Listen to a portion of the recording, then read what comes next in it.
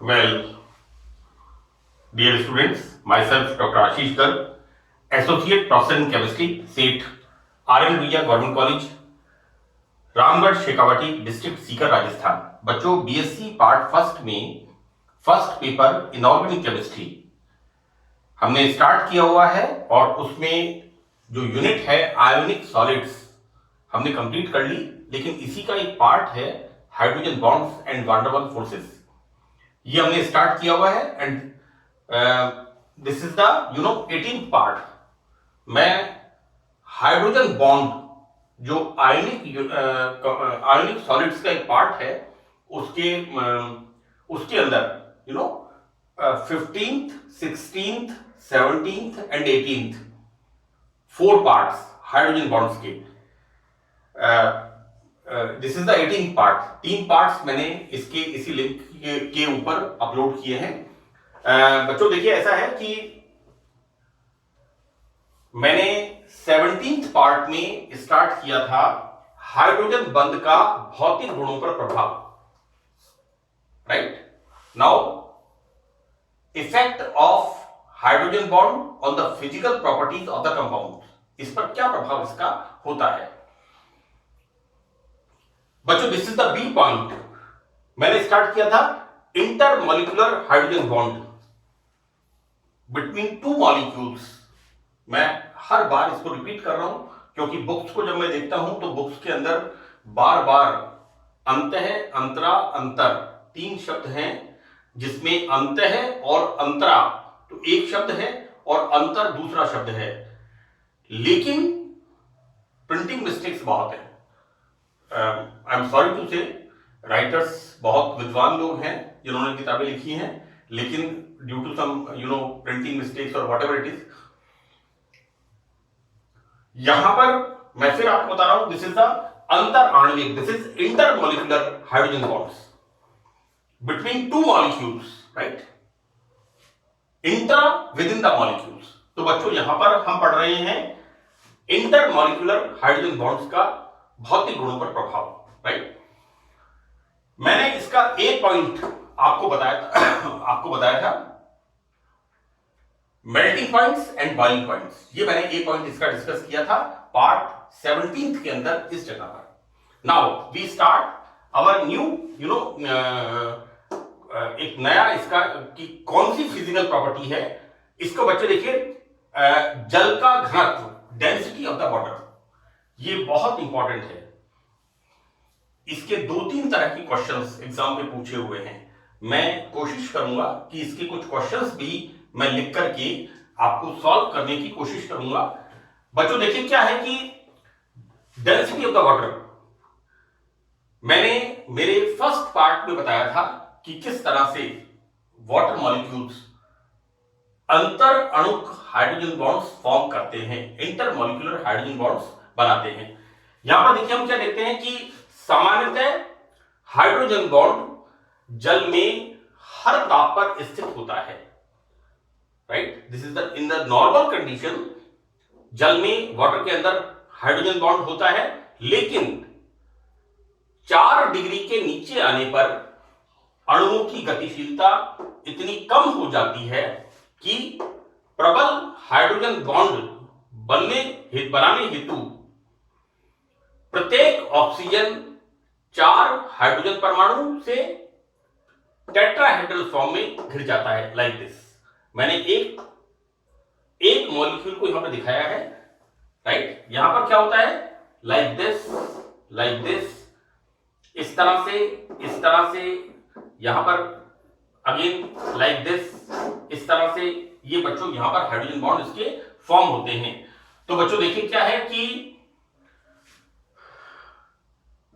Strong hydrogen bond बनाने हेतु प्रत्येक ऑक्सीजन 4 हाइड्रोजन एटम से चतुष्फलकीय रूप से घिर जाती है, लेकिन होता क्या है कि इस प्रकार जल के अणु में 2 हाइड्रोजन सहसंयोजक बंध से, देखो बेटा यहां पर ये मैंने दिस इज द मॉलिक्यूल, इस मॉलिक्यूल में मैंने आपको ये डायग्राम आप बना लीजिएगा।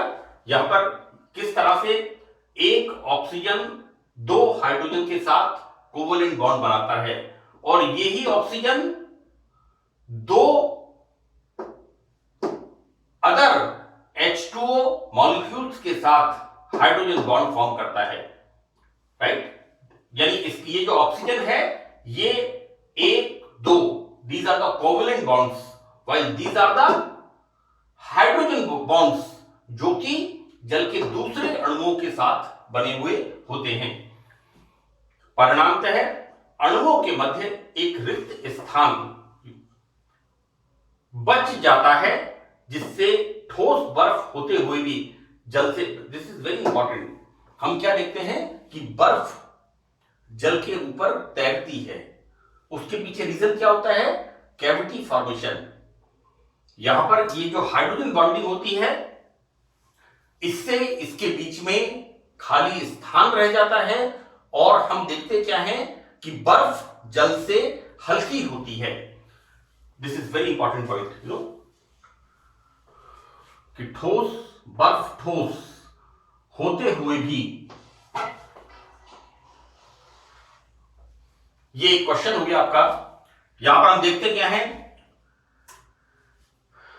कि एक वाटर मॉलिक्यूल किस तरह से, इसका एक ऑक्सीजन यहां पर 2 कोवेलेंट बॉन्ड से जुड़ा हुआ है और 2 हाइड्रोजन बॉन्ड से।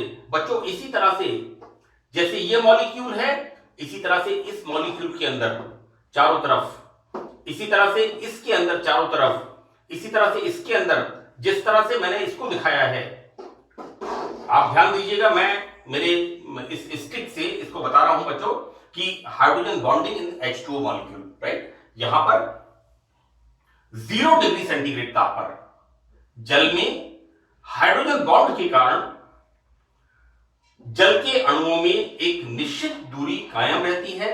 इस तरह से बच्चों एक लैटिस फॉर्मेशन हो जाती है, यू नो, एक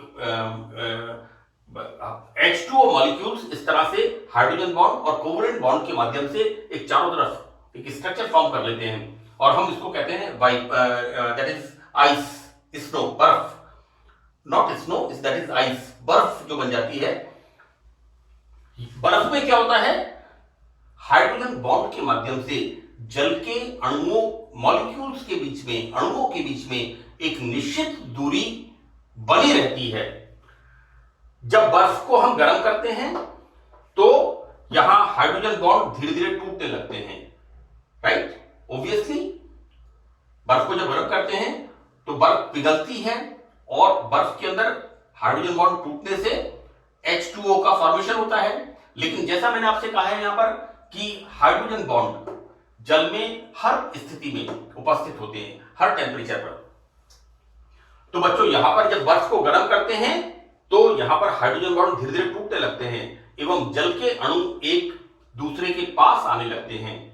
यह प्रक्रिया जल का तापक्रम 4 degree, this 4 degree centigrade is very important. यह प्रक्रिया 4 डिग्री सेंटीग्रेड तक पहुंचने तक जारी रहती है। अतः 0 डिग्री सेंटीग्रेड का जल 4 डिग्री सेंटीग्रेड तक, बच्चों 4 डिग्री सेंटीग्रेड पर मैक्सिमम हाइड्रोजन बॉन्डिंग, राइट? यहां पर 4 डिग्री सेंटीग्रेड के ऊपर एक तरह से चारों तरफ से एक स्ट्रक्चर बन जाता है, टेट्राहेड्रल स्ट्रक्चर।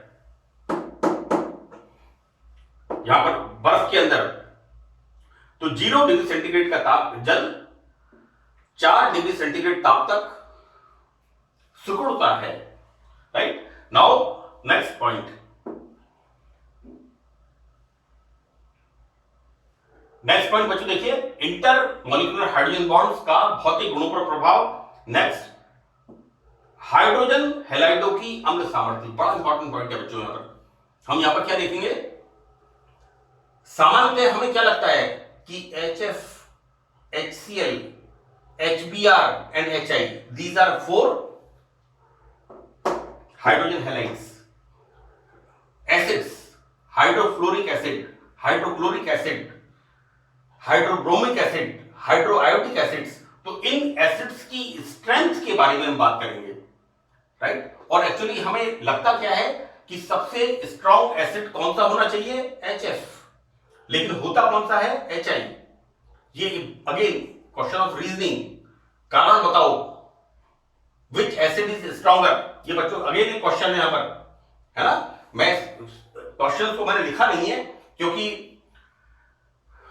एक पार्ट में मैंने आपको ये एक्सप्लेन किया था कि HF का boiling point 20 degree centigrade, while H2O का बॉइलिंग पॉइंट 100 डिग्री सेंटीग्रेड।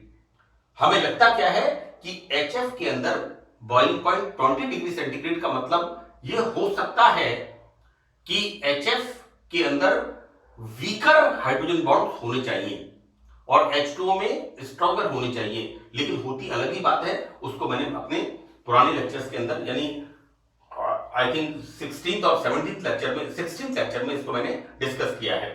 देखिए बच्चों, हाइड्रोजन हैलाइड सहसंयोजक यौगिक होते हुए भी प्रोटॉन मुक्त, ऑब्वियसली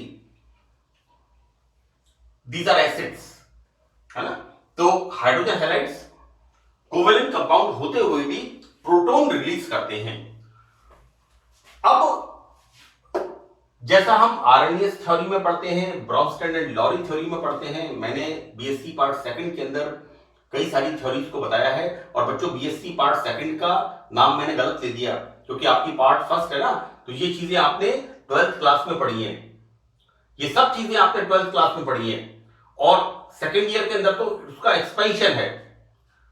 मुझे ये कहना चाहिए कि ये सब चीजें आप लोग 12th क्लास में पढ़ के आए हैं, चाहे वो सीबीएसई बोर्ड के स्टूडेंट हो, चाहे राजस्थान बोर्ड के स्टूडेंट हो, आरबीएसई के। तो बच्चों, एसिड्स प्रबल अम्लों की भांति व्यवहार करती है, दीज एसिड्स, ये एसिड्स जो होते हैं like hydrofluoric acid, hydrochloric acid, hydrobromic acid and hydroiodic acids, these acts as a strong acids, प्रबल अम्लों की भांति। इसका कारण हाइड्रोजन की तुलना में हैलोजन की हाई इलेक्ट्रॉन नेगेटिविटी का होना है। यहां पर इनकी इलेक्ट्रॉन नेगेटिविटी ऑब्वियसली हाइड्रोजन के कंपैरिजन में, जो हम 17th group in the present periodic table FCl Bri halogen halogen जो होते हैं, इनकी इलेक्ट्रॉन नेगेटिविटी सबसे ज्यादा होती है। ऑक्टेट कंप्लीट करने की कोशिश करते हैं। मैंने आयनिक कंपाउंड पे बिगिनिंग में मेरे फर्स्ट लेक्चर में इसके, this is the 18th part, मैंने फर्स्ट लेक्चर में बताया है। तो बच्चों, यहां पर इसका कारण हाइड्रोजन की तुलना में हैलोजन की उच्च विद्युत ऋणता का होना है, जिससे XH, ये मैंने मेरे फर्स्ट लेक्चर में बताया बच्चों। फर्स्ट का मतलब 15th के अंदर मैंने हाइड्रोजन बॉन्ड 15th लेक्चर से स्टार्ट किया है, XH, जिससे XH, X इज द, यहां पर बच्चों हैलोजन है। मैंने आपसे ये कहा था कि X का मतलब हैलोजन ही नहीं है पुराने लेक्चर्स के अंदर, लेकिन यहां पर क्योंकि हम यहां पर क्या पढ़ रहे हैं, हाइड्रोजन हैलाइड्स HX, तो बच्चों यहां पर XH बंध में अत्यधिक ध्रुवता आ जाती है, because this X is highly electronegative in comparison to hydrogen, एवं हाइड्रोजन एटम प्रोटॉन H+ के रूप में मुक्त हो जाता है। अब बेटा ऐसा है कि हैलोजन की विद्युत ऋणता हम क्या देखते हैं, fluorine 4.0 electron volt, chlorine 3.0 electron volt, bromine iodine का एग्जैक्टली मुझे याद नहीं है, आई एम सॉरी टू से, मुझे ऐसा नहीं कहना चाहिए, लेकिन ब्रोमीन आयोडीन की एग्जैक्ट इलेक्ट्रोनेगेटिविटी मुझे याद नहीं है, बट इन दोनों की मुझे याद है क्योंकि 4 elements commonly, fluorine, nitrogen, chlorine and oxygen, ये 4 एलिमेंट्स, इनका 4 का मुझे इलेक्ट्रोनेगेटिविटी पता है। तो देखिए बच्चों, यहां पर जब इनकी हम विद्युत ऋणता का सीक्वेंस देखते हैं तो ये क्या होता है, F is greater than Cl is greater than Br is greater than iodine, right. देखो बेटा, यहां पर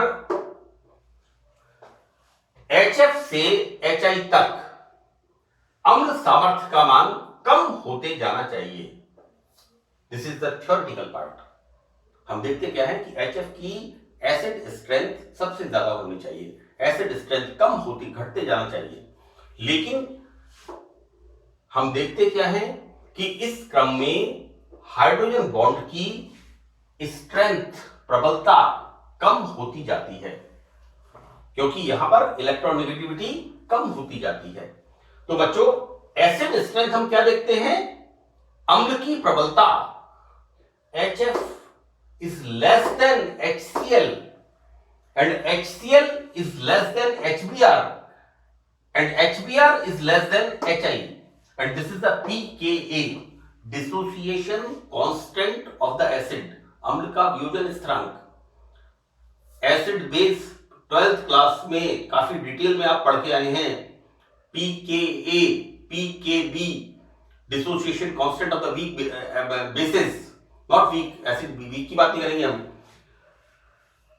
बच्चों। यहां पर इस प्रकार HF में pKa का मान बहुत अधिक है, 3.2, अतः यह वीक एसिड। बात उल्टी हो गई, हम जो सोच रहे थे ऊपर कि एसिड स्ट्रेंथ HF की ज्यादा होनी चाहिए, लेकिन होता क्या है कि HF एक दुर्बल अम्ल है, क्योंकि HF के अंदर प्रबल हाइड्रोजन बॉन्ड होने के कारण यह आसानी से प्रोटॉन रिलीज नहीं करता। बच्चों, एसिड कौन है जो प्रोटॉन देता है, और बेस कौन है जो OH- देता है। This is the Arrhenius theory, this is the Bronsted and Lowry theory, है ना। ये आपने बच्चों 12th क्लास के अंदर पढ़ा है। तो हम देख अगेन इंपॉर्टेंट क्वेश्चन, ये एसिड स्ट्रेंथ के बारे में किस प्रकार हाइड्रोजन बॉन्ड इन अम्लों की अम्ल सामर्थ्य के ऊपर प्रभाव डालता है। This is again important question. Now next point बच्चों, देखिए यहां पर एसिटिक एसिड व बेंजोइक एसिड का अणुभार।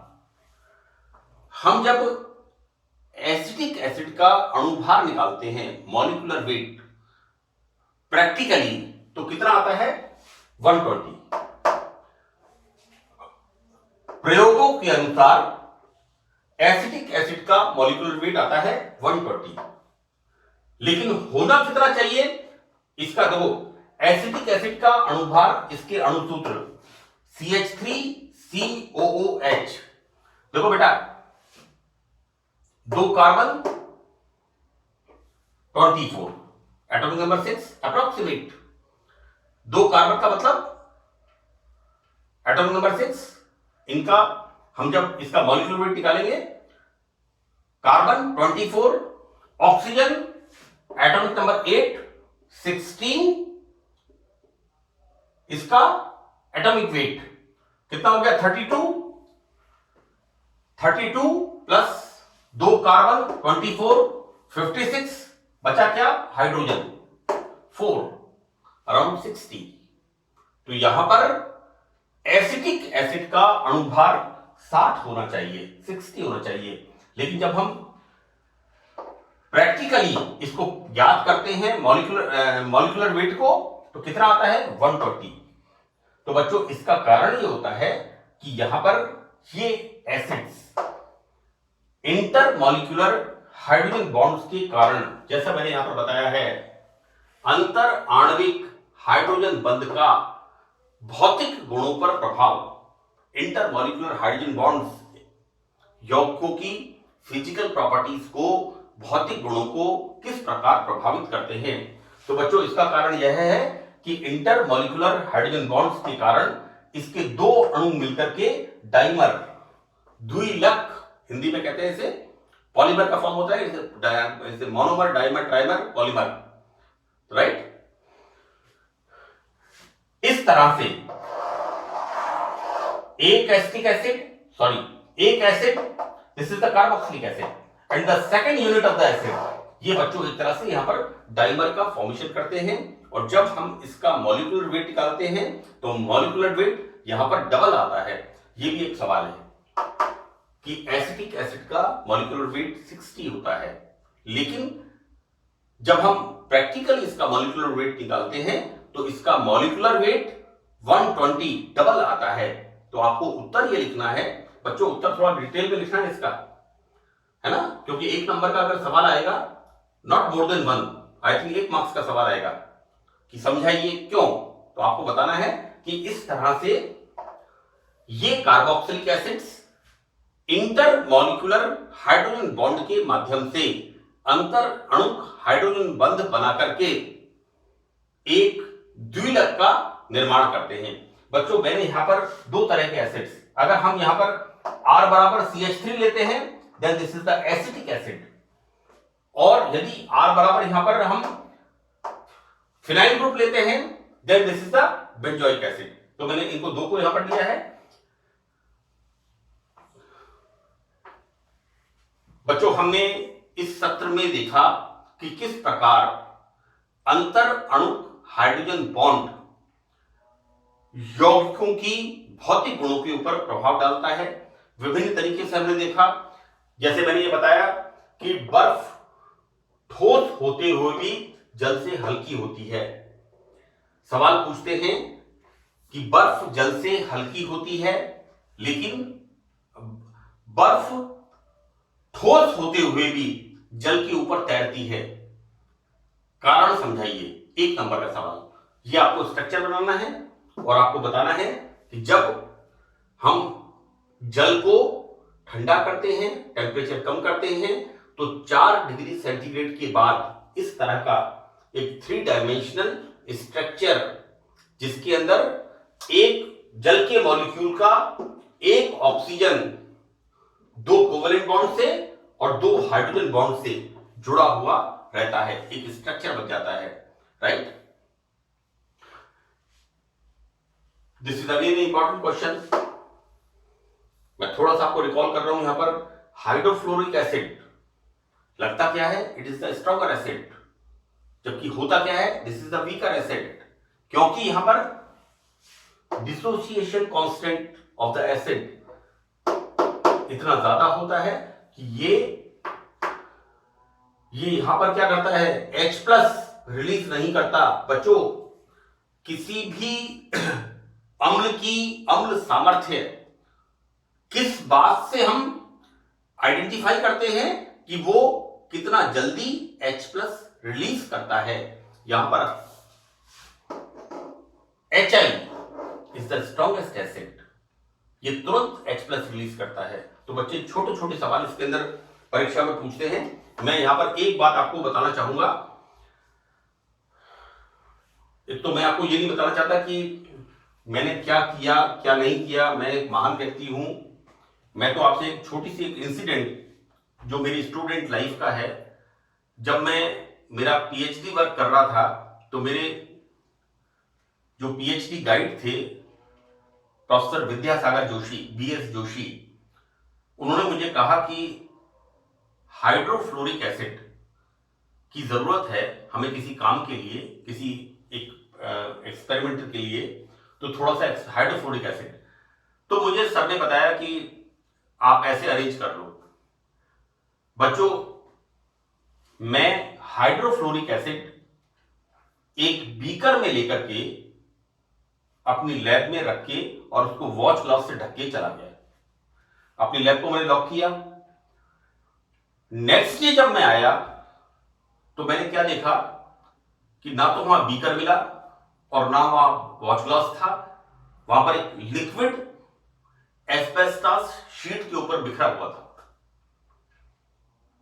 I was unknown. मैंने मेरी लैब का लॉक चेक किया।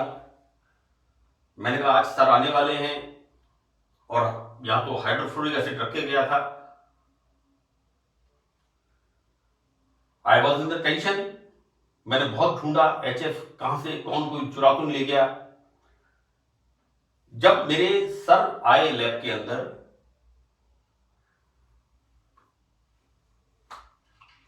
बोला कहां से क्या क्या किया था, तो बच्चों देखिए कि हाइड्रोफ्लोरिक एसिड में जो हमारा बोरोसिलिकेट ग्लास होता है वो सॉल्युबल होता है। तो रात भर के अंदर पूरा ग्लासवेयर उसमें घुल करके उस एस्बेस्टॉस शीट के ऊपर फैल गया और मैं ये ढूंढता रहा कि ये हुआ क्या। और उसके बाद जब मैंने एक हाइड्रोफ्लोरिक एसिड की एक इंडस्ट्री में काम किया, राइट, उस समय मुझे पता था कि जो जिन टैंकर्स के अंदर हाइड्रोफ्लोरिक एसिड आता था वो टैंकर्स सारे Teflon PTFE polytetrafluoroethylene, it is a polymer, it is a very costly polymer. हम जो अपनी किचन के अंदर नॉन स्टिक कुकवेयर्स यूज करते हैं, तवा यूज करते हैं, कढ़ाई यूज करते हैं, नॉन स्टिक कुकवेयर्स, है ना बच्चों, वो टेफ्लॉन कोटेड होते हैं, पीटीएफई पॉलीटेट्राफ्लोरोइथाइलीन, तो बच्चों वो सारे टैंकर्स अंदर से टेफ्लॉन कोटेड होते थे। नहीं तो क्या होता, मेटल ऑब्वियसली टैंकर की जो बाहर का शेल होता है वो तो मेटल का बना हुआ होता है, और उसके अंदर से वो परफेक्टली जैसे पॉलीथीन होती है इस तरह की लेयर उस पर चढ़ी हुई होती है पीटीएफई की। मैं इंडस्ट्री का नाम नहीं लूंगा, हिसार की एक इंडस्ट्री थी और उसका दिल्ली में एक ऑफिस था कश्मीरी गेट पर, लेकिन मैं देखता था अंदर घुस के देखता था उनके कि वो सारे उसके अंदर fine coating of the PTFE polytetrafluoroethylene, उनके अंदर हाइड्रोफ्लोरिक एसिड भर के आता था। हाइड्रोफ्लोरिक एसिड का एक बहुत ही जबरदस्त इंडस्ट्रियल यूज होता है, लेकिन उसका कोई पर्पस नहीं है। मैं तो आपको मेरा एक जो व्यक्तिगत व्यवहारिक तजुर्बा है, अनुभव है, वो आपके साथ शेयर कर रहा हूं। तो बच्चों यहां पर दैट्स ये छोटी छोटी चीजें जो मैं आपको बता रहा हूं, ये आपके लिए फ्यूचर स्टडी के पॉइंट ऑफ व्यू से बहुत महत्वपूर्ण है, राइट। तो बच्चों मैं अपने एक्सपीरियंसेस हैं मैं आपसे शेयर कर देता हूं, ये सारे के सारे these all related with the chemistry. तो बच्चों that's all in this lecture part 18। Thank you.